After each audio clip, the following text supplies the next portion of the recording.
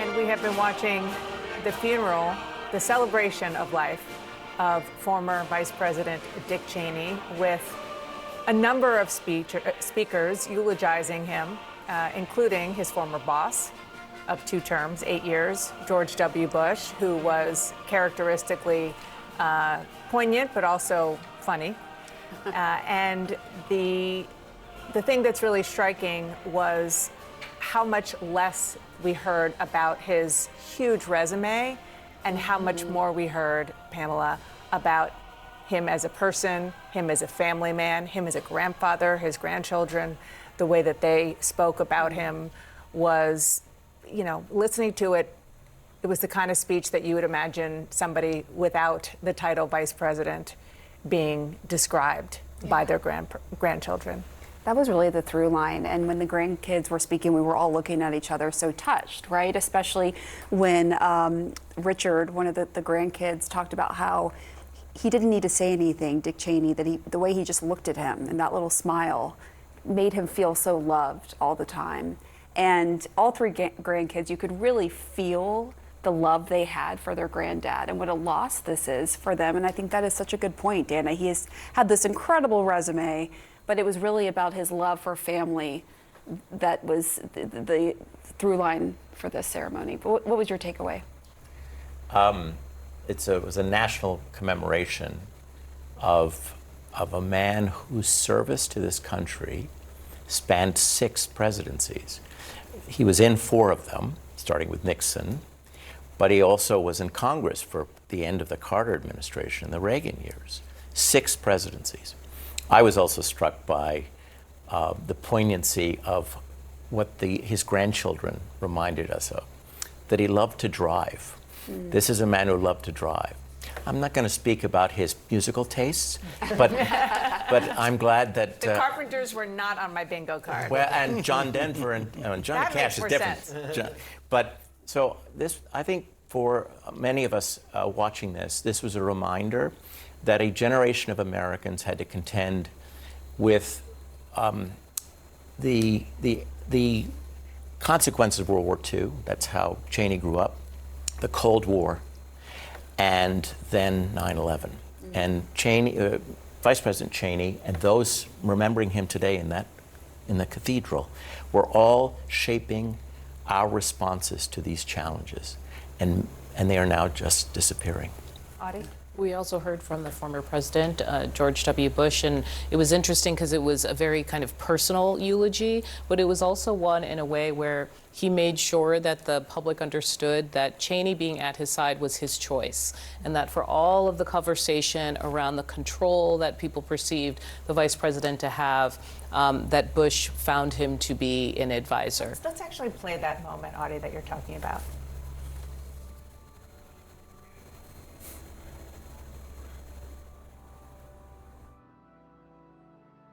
25 years ago, I had a big choice to make, a big job to fill. I want to know all my options, so I enlisted the help of a distinguished former White House Chief of Staff and Secretary of Defense to lead my search for running mate. Dick Cheney and I went through the files name by name. We talked over the various qualities I was looking for in a vice president: preparedness, mature judgment, rectitude, and loyalty. Above all, I wanted someone with the ability to step into the presidency without getting distracted by the ambition to seek it. After weeks of these meetings, I began to have a thought I could not shake. I realized the best choice for the vice president was the man sitting right in front of me. Yeah, their legacies are linked, right? You were talking about that earlier, that is something that George Bush won't be able to get away from. But in this moment, he made it very clear that it's not something he wants to, that this is a person who was meaningful personally as well as professionally. And those qualities, preparedness, mature judgment, rectitude, and loyalty. And that last one of loyalty, I think, coursed through so many of the remembrances today. Pete Williams talked about loyalty as a staffer at the Pentagon, where his boss, the defense secretary, didn't throw him under the bus, or when he was outed publicly, that his boss, loyal to his staffer, was calling to check in on him and buck him up. Loyalty, obviously, you heard from President Bush there, loyalty to his family, which we heard in Liz Cheney's remarks as well, and loyalty to the country, which was, clear in everybody's remarks. So to me, that was sort of the through line. No matter what aspect of his life, Dick Cheney was a man loyal to his principles. And we should note, we were all talking about how he was married to Lynn Cheney for 61 years, Incredible. right? Just incredible. And in fact, Liz Cheney talked about his final words. She said, "As my dad left this earth, his last words were to tell my mother he loved her." Such a profound moment. I believe we have Jeff Zeleny right outside the National Cathedral. What stood out to you, Jeff? Also, just the family aspect of Dick Cheney's life. I mean, listening to his grandchildren talked about what a grandfather he was, about driving across his beloved Wyoming to rodeos. That was so striking. His close connection really offered a window to the Dick Cheney that none of us really knew here in Washington.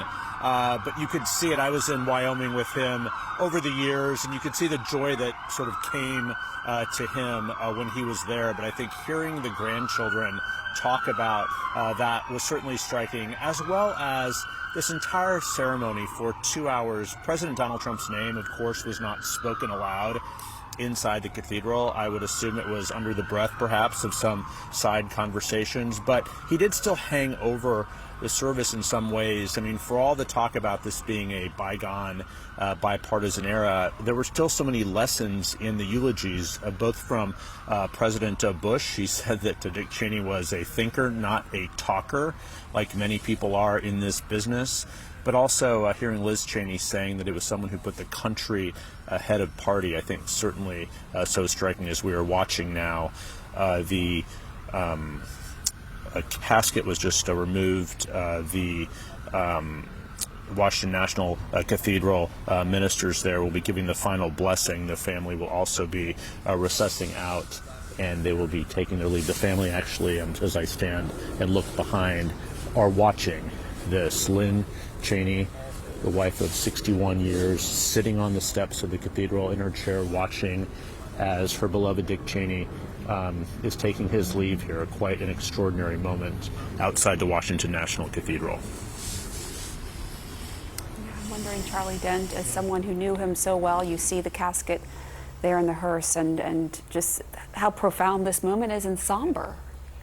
Yeah, in many ways, it's obviously a life so well lived, but it's also a celebration, maybe a national celebration of a dedicated public servant, a patriot. And I think President Bush said something rather interesting. He said that Dick Cheney's talent and restraint exceeded his ego. When you think of politicians, you think of big egos, but this is Cheney was like the most powerful guy as vice president, but he was not ambitious to be president, like every other vice president, always trying to climb the ladder, and he wasn't. And I think that's part of the reason why he was so effective as a vice president, because he wasn't going to the next level. He just wanted to do the job.